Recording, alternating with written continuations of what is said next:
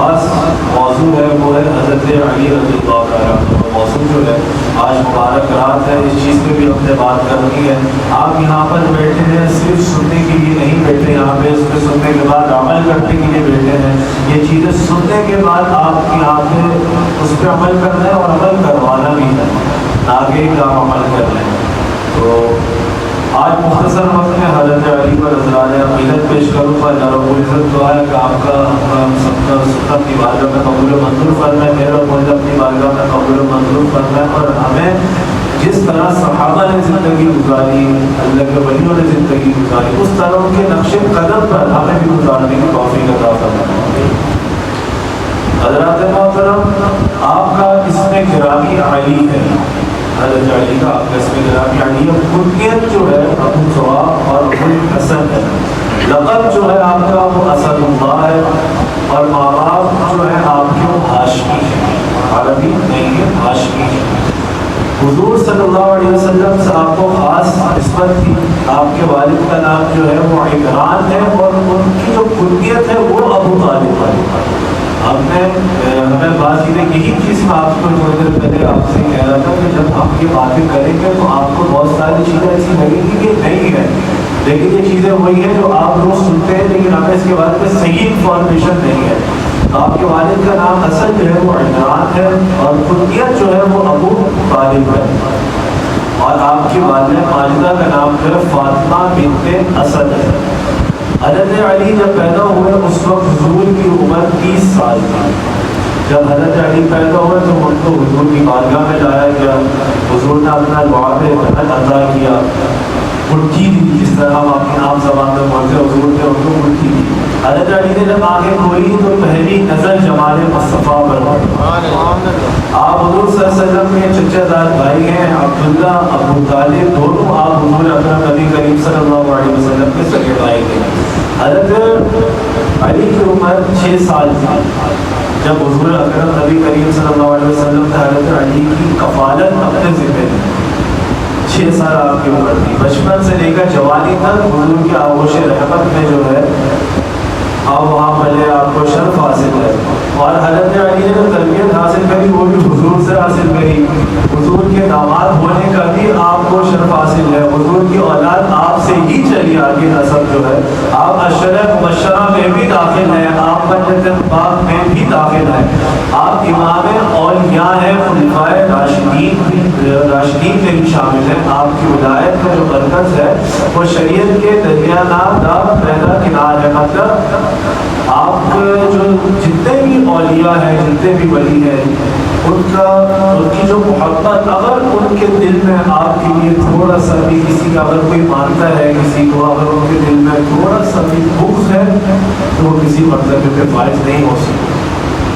ایمان کا پہلا حصہ حضور سے محبت, دوسرا ہے صحابہ اور اہل بیت سے محبت. اس چیز کو جو ہے, اور ہمیں کسی کو کسی چیز سے کمپیئر کرنے کی ضرورت نہیں ہے. یہ بات خاص طور پر کام کر کے سن لیں.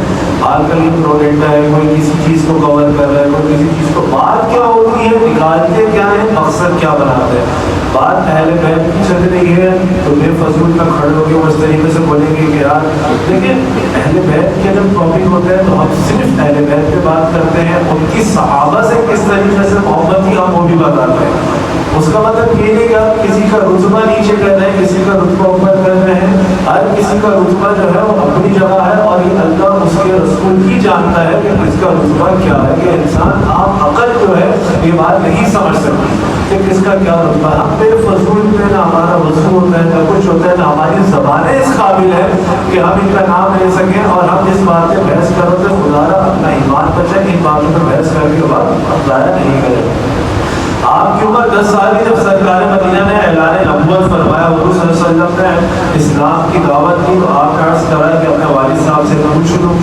چنانچہ دوسرے دن آپ نے اسلام اور ایمان کا اعلان فرمایا. اس طرح بچوں میں سب سے پہلے ایمان حاصل کرنے کی, ایمان کی جو سعادت حاصل جو گئی وہ حضرت علی نے گئی.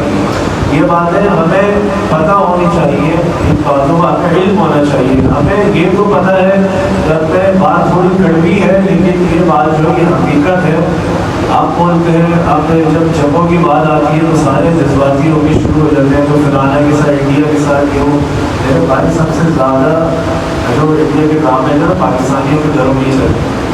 آپ جب کسی گھر میں جائیں گے نا کوئی ایسا نہیں نہ فلمیں دیکھتا ہو نہ ڈرامے دیکھتا ہو نہ گانے سنتا ہو. اگر کوئی سب نہ کرتا تو وہی اللہ کا ولی ہے. حقیقت بات ہے. تو پہلے اپنا گھر سدھارے بعد میں دوسروں میں الزام لگائیں. دوسروں کے بارے میں بات کرتے ہیں انسان اچھا لگتا ہے. پہلے اپنا کردار سنبھالنا چاہیے. سرکار مدینہ صلی اللہ علیہ وسلم جب مدینہ منورہ کی طرف ہجرت فرمانا زندگی کا دشوار مرحلہ تھا.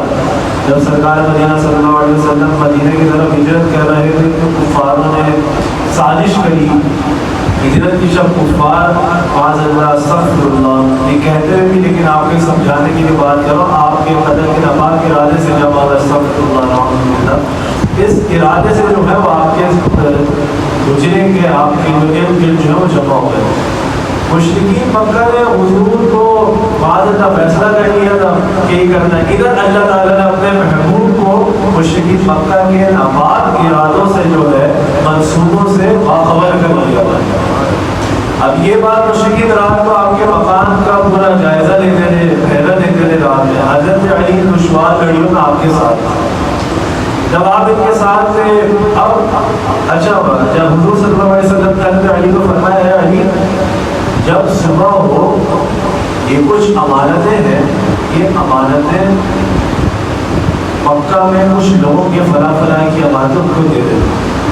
آپ نے فرمایا صحیح.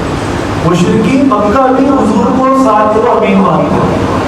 سب سے زیادہ صادق و امین جو ہے وہ مشرکین مکہ حضور کو مانتے ہیں. بڑے دور دور سے جو ہے حضور کی امانتیں رکھوانے کے لیے آتے ہیں. حضور کے پاس رکھواتے تھے. اپنے گھر والوں پہ بھروسہ نہیں کرتے تھے. وہ کسی پہ اپنے ساتھی پہ بھروسہ نہیں کرتے تھے. تو آپ نے حضرت علی سے فرمایا اے علی صبح فلاں فلاں بندے ہوئی اس کی امانتیں ہیں یہ دے کر جو ہے تو پھر مکہ سے مدینے کی طرف ہجرت کرو. آپ نے فرمایا آپ جانچ میرے حضور صحیح ہے. اب یہ جب معاملہ ہوا صبح کو مکہ والوں کے امانتیں واپس کر کے پھر مدینے کی طرف ہجرت کرنے کا جب آپ نے حکم دیا سرکار کا حکم اب آپ نے حضرت علی سے فرمایا ہے علی میرے بستر پر آ کر سو جاؤ آرام کرو. اب یہ حکم تھا حضور کا تو حضرت علی کے حکم پہ عمل کرتے ہوئے بستر پر سو گئے. اب حضرت علی فرماتے ہیں کہ جب ہجرت کی رات میں سویا جیسا مزہ سونے میں آرام کرنے میں مجھے اس رات آیا نا ایسا مزہ مجھے زندگی میں کبھی نہیں آیا. جیسا مزہ مجھے اس رات آیا اور آدھا بھی نہ کہتے جب حضور نے خود سنایا ہے. اللہ اکبر. یہ شان ہے خدمت گاروں کی تو سرکار کا عالم کیا ہوگا جب حضور نے سنایا. اب اللہ رب العزت نے قرآن مجید فرقان حمید کا ارشاد فرماتا ہے یہ سب باتیں جو ہے قرآن مجید فرقان حمید میں موجود ہیں. ہم یہ سمجھتے ہیں کہ یار یہ حدیث ہے یا یہ جو ہے کہ فلاں کا بنایا ہوا جو ہے نا یہ واقعہ ہے. کیونکہ آج کل زمانہ ایسا کسی کو بھی واقعہ سمجھ گیا یہ فلاں کا بنایا ہوا واقعہ. اللہ رب العزت نے قرآن مجید میں ارشاد فرمایا. ہم نے کچھ دنوں پہلے سورہ یاسین کی تلاوت سنی تراویح کے اندر وجعلنا من بین ایدیہم سدا ومن خلفہم سدا فاغشیناہم فہم لا یبصرون. اور ہم نے ان کے آگے دیوار بنا دی اور ہم نے ان کے پیچھے ایک اور دیوار بنا دی اور انہیں اوپر سے ڈھانپ دیا تو انہیں کوئی سمجھ نہیں آیا. اب یہ قرآن سے ثابت ہے. یہ ہم نے کتابوں سے نہیں سنا رہے. سورہ یاسین جسے قرآن کا دل کہا جاتا ہے جس کی فضیلت اتنی ہے. اب یہ اس کے اندر آیا جب صبح ہو گئی. اب جب حضور نے اپنا راستے کے حضور نکلے تو اس آیت کا مقصد یہ ہے کہ ان کے آگے اللہ رب العزت نے ایسی دیوار بنا دی کہ ان کو دیوار نظر بھی نہیں آئی. عام زبان میں کہہ رہے ہو ان کی نگاہ اس طریقے سے گھماتی ان کا دل و دماغ اس طریقے سے گھوم گیا کہ حضور ان کے سامنے سے چلے گا ان کو پتہ ہی نہ لگا. ان کو پتہ ہی نہ لگا کیونکہ اللہ رب العزت فرمایا کہ ہم نے آگے دیوار بنا دی پیچھے بھی دیوار بنا دی اور اوپر سے بھی ڈھانپ دیا تو ان لوگوں کو سمجھ نہ آیا. جب صبح ہو گئی حضرت علی بیدار ہوئے. آپ پھر انہوں نے پوچھا رسول اللہ صلی اللہ علیہ وسلم کہاں ہے. حضرت علی نے فرمایا رات پوری تم پہرا دے رہے تھے اور صبح مجھ سے پوچھ دو آگے حضور کہاں ہے. رات پوری تم پہرا دیتے رہے ہو ادھر. اب یہ بات جب انہوں نے سنی کہ ان کو تو پتہ ہے رات پوری میں پہرا دے رہے تھے تو وہ سمجھ گئے اس بات کہ جب رات پوری پہرا دے رہے تھے یہ بات بھی ان کو پتہ ہے. اب جب انہوں نے کہا کہ مجھ سے کیا پوچھتے ہو؟ اب وہ کافر جو تھے وہ گھر کو واپس